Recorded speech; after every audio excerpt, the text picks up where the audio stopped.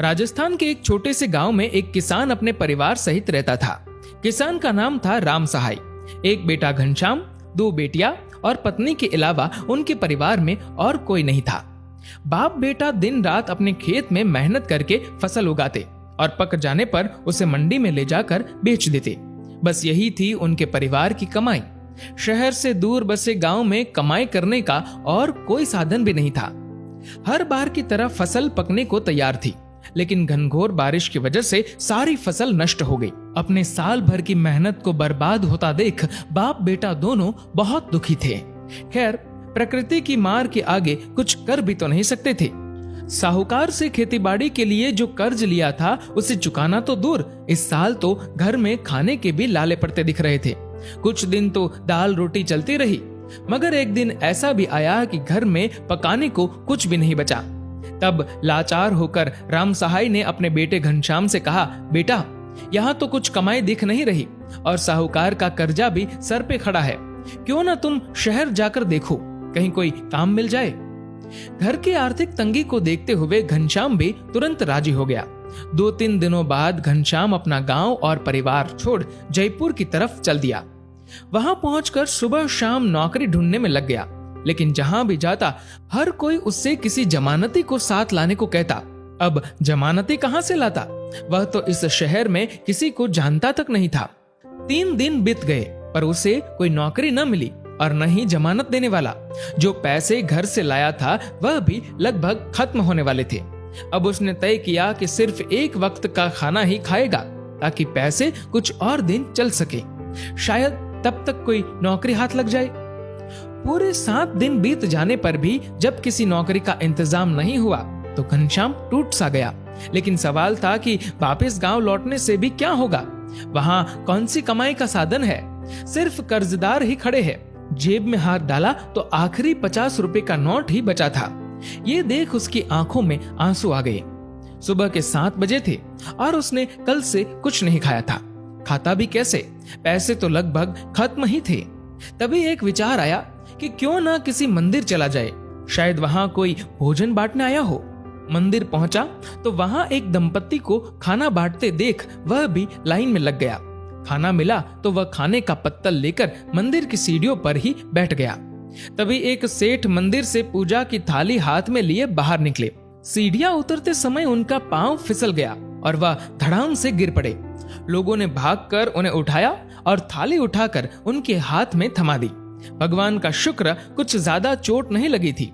सेठ अपनी कार में बैठ चले गए। तभी खाना खाते हुए घनश्याम की नजर सीढ़ियों पर पड़े एक पर्स पर पड़ी। उसने उसे उठाया तो उसमें नोट ही नोट भरे थे। वह समझ गया कि हो न हो ये पर्स उन सेठ का ही है जो अभी गिर गए थे, लेकिन सेठ जी तो जा चुके थे।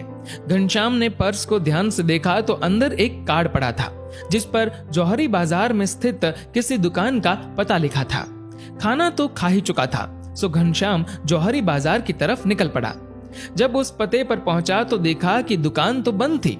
आसपास लोगों से पूछा तो पता चला कि यह दुकान तो लगभग 12 बजे ही खुलेगी। अब 12 बजे तक इंतजार करने के अलावा कोई चारा भी नहीं था और उसे कौन सी नौकरी पर पहुंचना था। इधर उधर घूमता रहा और ठीक 12 बजे दुकान पर पहुंच गया।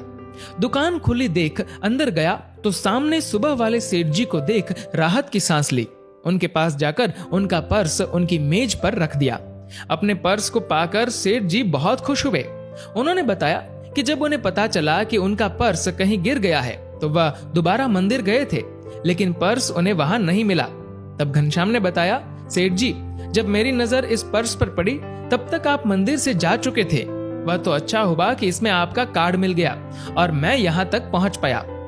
तब सेठ जी ने उससे पूछा, क्या तुम्हारे मन में इतने रुपए देखकर ये ख्याल नहीं आया कि पर्स तुम ही रख लो?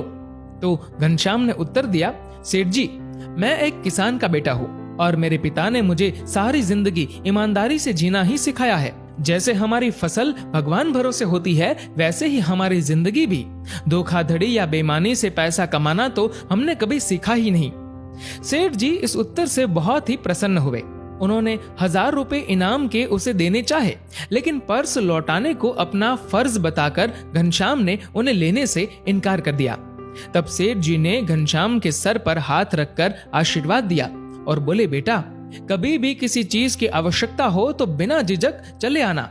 घनश्याम उन्हें प्रणाम कर जाने ही वाला था कि सेठ जी ने उससे पूछा, कहाँ रहते हो बेटा, सड़क पर या पुल के नीचे? ये उत्तर सुन सेठ जी हक्के बक्के रह गए। सेठ जी ने दोबारा पूछा, और तुम काम क्या करते हो? इतना सुनते ही घनश्याम की आंखों में आंसू आ गए। रोते हुए उसने सेठ जी को बताया कि कैसे कोई जमानती न होने पर कोई उसे नौकरी नहीं दे रहा। पिछले 7 दिनों से वह जयपुर में नौकरी तलाश रहा है। सेठ जी तुरंत बोल उठे, तुम तो खुद में ही अपने जमानती हो, फिर भी कभी कोई पूछे तो कह देना तुम्हारा जमानती मैं हूँ। और फिर सेठ जी ने उसे अपनी ही दुकान पर अच्छी पगार पर रख लिया। उसके रहने व खाने पीने का इंतजाम भी कर दिया। दोस्तों, जिंदगी में अच्छे कार्य करते हुए फल की चिंता मत करो। आपके कर्मों का फल तो किसी न किसी रूप में आपको मिल ही जाएगा। दोस्तों, इस वीडियो को लेकर आपकी क्या राय है नीचे कमेंट करके जरूर बताएगा। और अगर आपको ये वीडियो अच्छा लगा हो तो इस वीडियो को लाइक करेगा और ज्यादा से ज्यादा लोगों तक शेयर करेगा। और ऐसे ही और भी इंस्पिरेशनल वीडियोस के लिए सब्सक्राइब करें हमारे यूट्यूब चैनल को और फेसबुक पर फॉलो करें हमारे पेज को। धन्यवाद।